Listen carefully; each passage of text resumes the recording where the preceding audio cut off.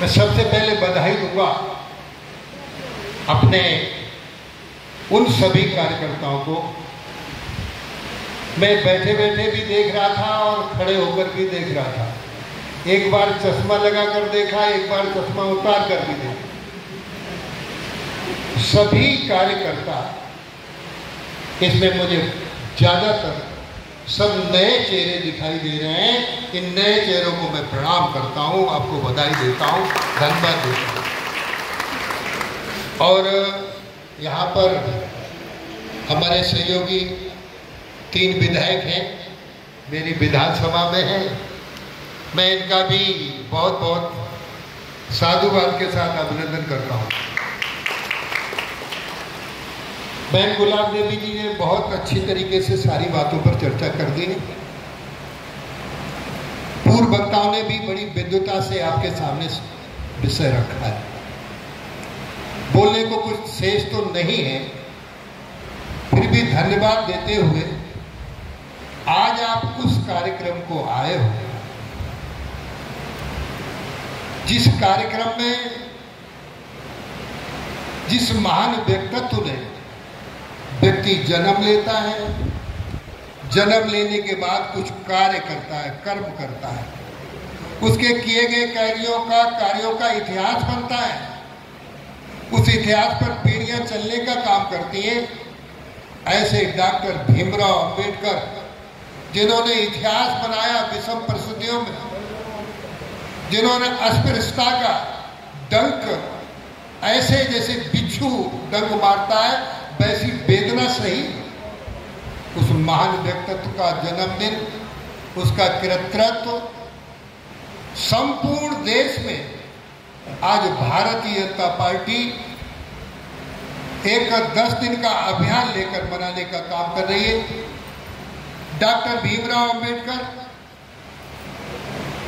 पंडित दीनदयाल उपाध्याय और महात्मा गांधी, इन तीनों की एक विचारधारा थी।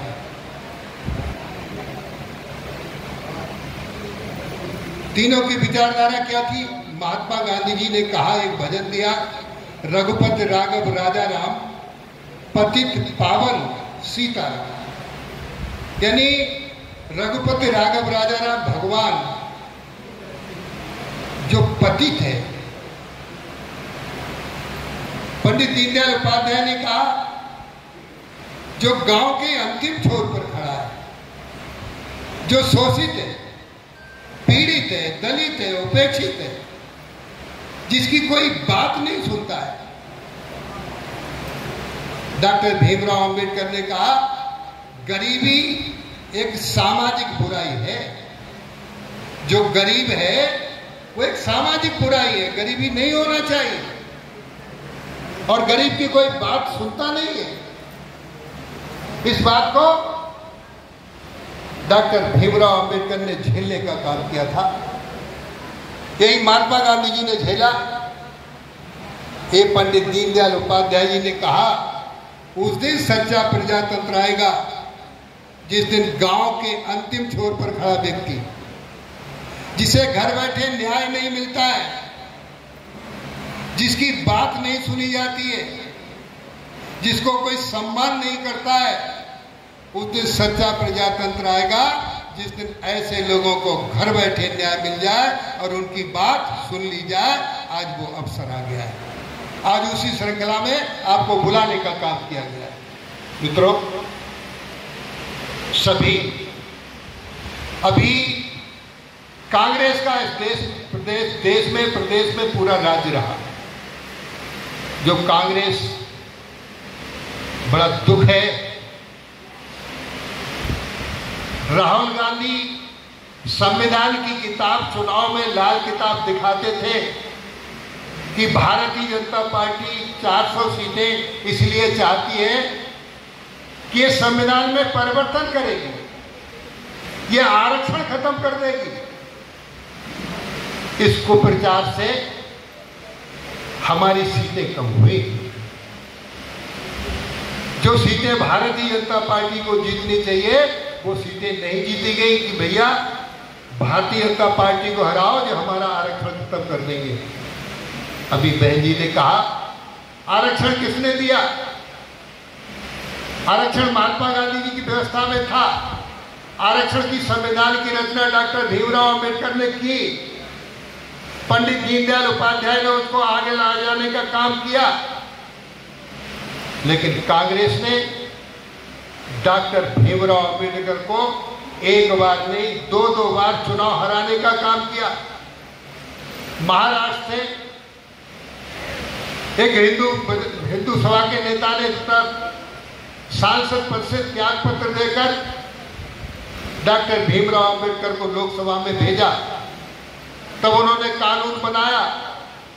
आज उस कानून को, जो संविधान निर्माता को भारत रत्न कांग्रेस ने नहीं दिया, भारत रत्न की उपाधि देने का काम भारतीय जनता पार्टी ने किया और अटल बिहारी वाजपेयी प्रधानमंत्री जी ने किया। दूसरा, संसद में सबके चित्र टंगे होते। भीमराव अंबेडकर का चित्र नहीं था। कांग्रेस ने कह दिया संसद में कोई जगह नहीं है, इस चित्र को नहीं टांगा जा सकता।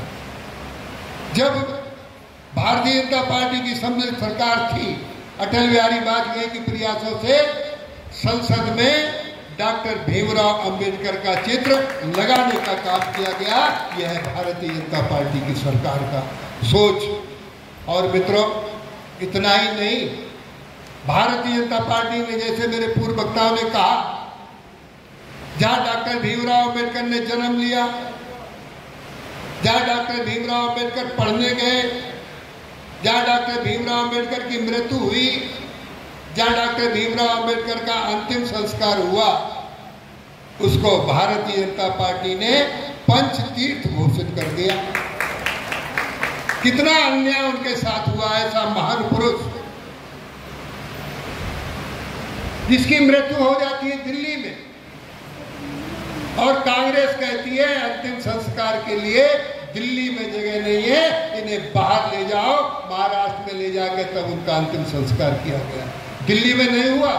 राजघाट पर समाधि है पंडित जवाहरलाल नेहरू की, राजघाट पर समाधि है इंदिरा गांधी जी की, राजघाट पर समाधि है राजीव गांधी जी की, लेकिन राजघाट पर समाधि डॉक्टर भीमराव अंबेडकर की नहीं बन सकती।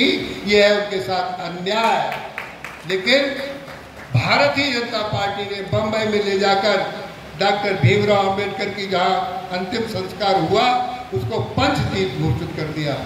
मित्रों, कांग्रेस ने एक बार नहीं 106 बार संविधान में परिवर्तन किया, 106 बार। और सामाजिक भलाई के लिए परिवर्तन नहीं किया, अपने लिए परिवर्तन किया।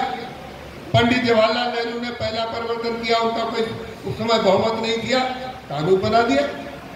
इंदिरा गांधी जब चुनाव हार गई थी, हाई कोर्ट ने उनका चुनाव अवैध घोषित कर दिया। 6 साल को चुनाव नहीं लड़ सकती।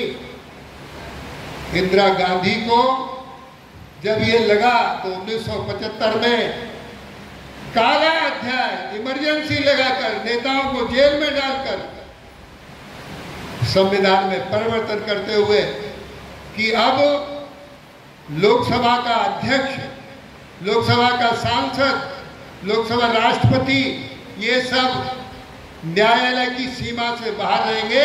इनके खिलाफ कोई न्यायालय में रिट दायर नहीं की जा सकती। ये कानून इंदिरा गांधी ने बनाया था, ये अपने हित में बचने के लिए बनाया था। लेकिन आज भारतीय जनता पार्टी ने जो संविधान में अध्यादेशों में संशोधन किया है, वो समाज के हित के लिए किया है। जो संशोधन जो राहुल गांधी कहते थे कि भारतीय जनता पार्टी इसलिए 400 सीटें चाहती है कि वो आरक्षण बदलेगी। मित्रों, आज मैं ये बात इसलिए कह रहा हूं कि आरक्षण बदलने के लिए नहीं, व्यवस्था बदलने के लिए भारतीय जनता पार्टी ने संविधान में संशोधन किया। सबसे पहले संशोधन किया, धारा 370 हटाई। धारा 370 क्या है?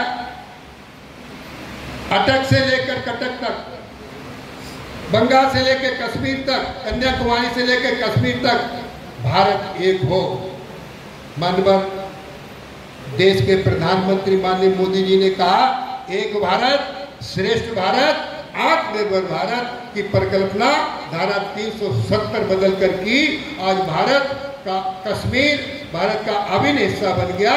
कश्मीर आज भारत का मोड़ मुकुट है। ये परिवर्तन परिवार के लिए नहीं किया, पीडीए के लिए नहीं किया। जो अखिलेश यादव पीडीए की बात करते हैं, 2012 में अखिलेश जी ने कहा था, आज जो पीडीए की बात करते हैं, पीडीए का मतलब है परिवार डेवलपमेंट अथॉरिटी, यानी अपने ही परिवार को सब कुछ करेंगे। समाजवादी पार्टी का जो अर्थ है, जैसा कि बहन जी ने समझाया, मैं उसी तरीके से। और 2012 में अखिलेश यादव ने कहा कि मायावती ने जो भी स्थान बनाए, जो भी अंबेडकर पार्क बनाए, उनको हम सरकार में आते ही तोड़ने का काम करेंगे। और वो तोड़ने के लिए आगे बढ़े भी। भारतीय जनता पार्टी ने रोकने का काम किया। उनके पिताजी ने मायावती को भी गेस्ट हाउस में मारने का काम किया।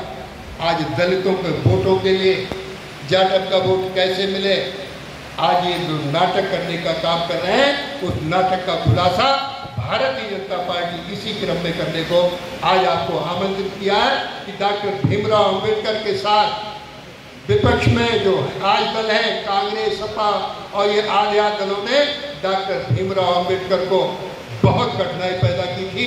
मित्रों, आज भारतीय जनता पार्टी, नरेंद्र मोदी और उत्तर प्रदेश में योगी आदित्यनाथ उन गरीब लोगों को सम्मान देने का काम, जिस पर घर नहीं है उसे घर बनाने के देंगे, जिस पर रोटी कपड़ा मकान का प्रबंध करके देंगे।